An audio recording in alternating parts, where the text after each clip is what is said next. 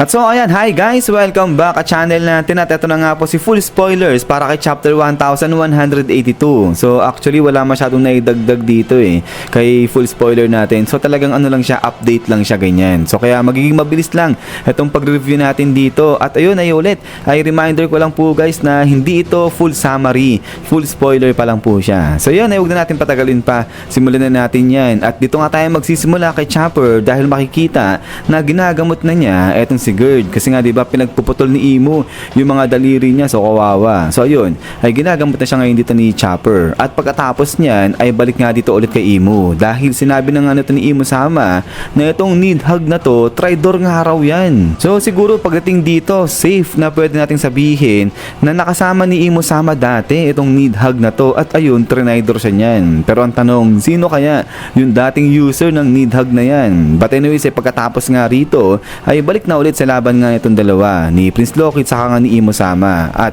ito yung nabanggit na natin kahapon na yun nga si Prince Loki gamit yung kanyang lightning power at saka yung ice power ng Ragnir, pinag-combine niya yan at inatake niya ng several attacks ng pagkarami-raming atake nga raw itong si Imo sama. Pero unfortunately ay kinounter attack lang yan ni Imo gamit yung kanyang fireball. So now, ang dagdag rito ay yung patungkol sa Ragnir dahil dito ay na-confirm na nga na itong Ragnir nakakain ng devil fruit na kung tawagin ay Riso no Mi o Squirrel. So kaya naman nakikita nga natin dyan nagtatransform itong Ragnir into isang squirrel. Itong cute lang nung Ragnir. At itong yung pinagbasihan niyan ay yung dito rin yung creature mula sa mythology na kung tawagin ay Ratatosk tapos may R sa dulo. So hindi ko alam kung tama yung pagkakapronounce ko dyan. Pero yun, may kapangyarihan ng yelo itong Ratatosk na nga na yan. So kasi ano siya ice squirrel. So yun, sa malinaw na nga rito, ni-reveal na ni Oda na itong Ragnir, plain lang talaga siya na hammer tapos nakakain nga siya ng devil fruit na Riso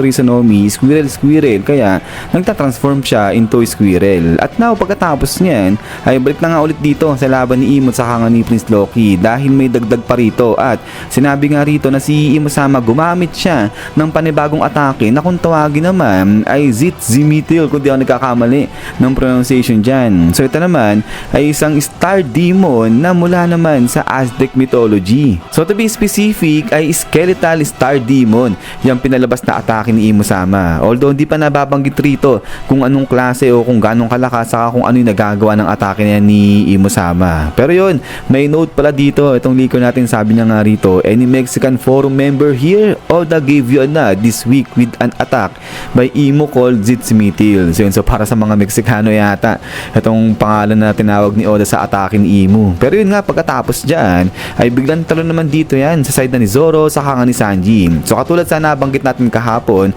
ay ayun nga, pagkatapos atake ni Imo itong si Zoro saka si Sanji, oo, nagtamo sila ng matinding injury pero tumayo ulit itong dalawa na to, hindi pa sila tapos. At ayun nga ay naghahanda na sila para labanan naman si Saint Summer at saka nga si Saint Killingham. Pero bago yan ay makakita nga tayo dito ng konting flashback kay Sanji saka nga dito kay Killingham. So ito raw yung bago sipain papalayo ni Imo itong si Sanji ay makikita nga rito yung flashback ng dalawa. At dito sinabi nga ni Killingham kay Sanji na parang minamak niya yung si Sanji at sabi ni Killingham ipagpapatuloy nila yung kanilang misyon. So which is yun nga yung pagkikidnap, yung pagkukuha dun sa mga batang higante tapos dadalhin nila yan dun sa may Holy Land. At ito nga tuloy natin yung sa nabanggit na nga kahapon na ang lakas nga raw talaga nito ni Saint Summer saka nga ni Saint Killingham. So dito nga yung makikita na si Saint Summer meron siyang buhat-buhat na pagkalaki-laki o dambuhalang giant ship sa kanyang likuran. So binak niya yung giant ship. Tapos itong si Saint Killingham naman ay nagpalabas nga siya rito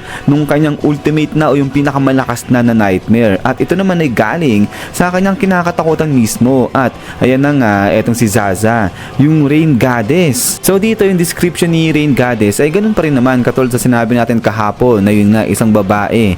Itong goddess na nga na to. Tapos meron siyang mahabang buhok at apat yung kamay ni Rain Goddess. Tapos yung kanyang katawan transparent. At makikita nga natin na yung kanyang interior, yung katawan niya filled with water. At meron din siya yan yung white ring. So hindi katulad kay Imo sama na nakakatakot yung itsura tapos wala rin daw mga matayan. At ito ang dagdag nga dyan na nagsusuot siya ng ng isang robe at yung kanyang mukha ay natatabunan niyan. Covered with the veil that only reveals her eyes. So mata lang yung nakikita dyan kay Rain Goddess. So ayan, ay ulitin ko lang po ulit guys na itong nakikita nyo rito ay hindi pa po ito yung official na itsura ni Zaza ng Rain Goddess natin. So ano pa lang po yan, fan art. So ang lupit lang talaga kasi ng One Piece community natin kaya parang akala mo ito na yung itsura niyan. So kaya yun, hintayin natin yung sa manga para makita natin kung ano talaga yung tunay na anyo, yung tunay na itsura nito ni Zaza.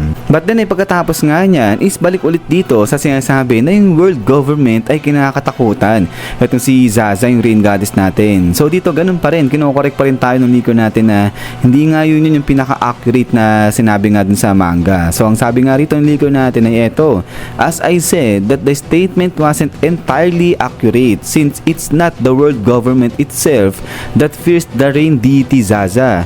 Those who truly fear Zaza are the Tenryubito like Summers and Killingham. So ayun nga, katulad sa nabanggit natin kahapon, hindi talaga entirely, hindi yung buong world government yung natatakot dito kay Rain Goddess, kay Zaza. Kung hindi, yung mga Celestial Dragon at ito in specific pa si Summer at saka nga itong si Killingham. So dito hindi pa sinasabi kung bakit takot itong si Summer sa si Killingham dito kay Rain Goddess. So not sure kung nakita na nila kung ganong kalakas yan. Pero ang sabi nga rito nung leaker natin sa may baba, and why? So ito kung tanong bakit kinakatakutan siya ng mga Celestial Dragon, think about where the Tenryubito live and you'll find the answer. So yun, so binigyan tayo ng hint dito ng leaker natin kung bakit kinakatakutan itong si Zaza. So dahil dyan ay tignan natin kung ano nga ba yung meron dito sa Whole Land, yung itsura niyan, kung bakit nga kinakatakutan itong si Zaza ng mga Celestial Dragon. So kumuha akong dalawang picture dito at ito muna yung tignan natin. So tignan nyo kung may mapapansin kayo dyan. Kasi ako,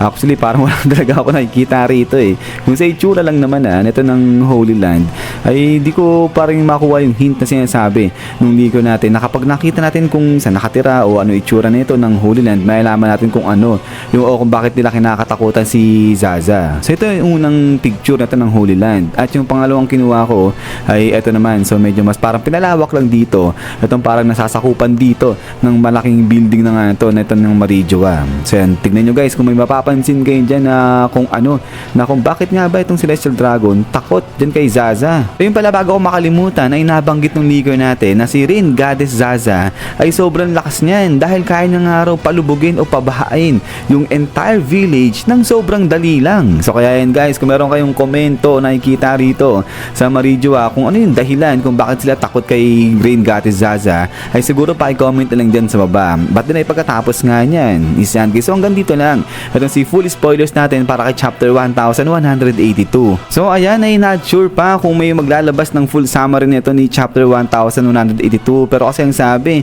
na parang wala wala silang may lalabas ngayon na full summary para sa chapter na to. Pero yun, wag kayong mag-alala, pag lumabas na si full manga naman ito ay ipapresent ko na lang kagad sa inyo yan guys. Sige naman, so lagi mag-ingat at hintay-hintay lang para dito kay chapter 1182 natin manga version. So yan, so lagi mag-ingat guys. God bless niyo lahat at kita-kits tayo ulit.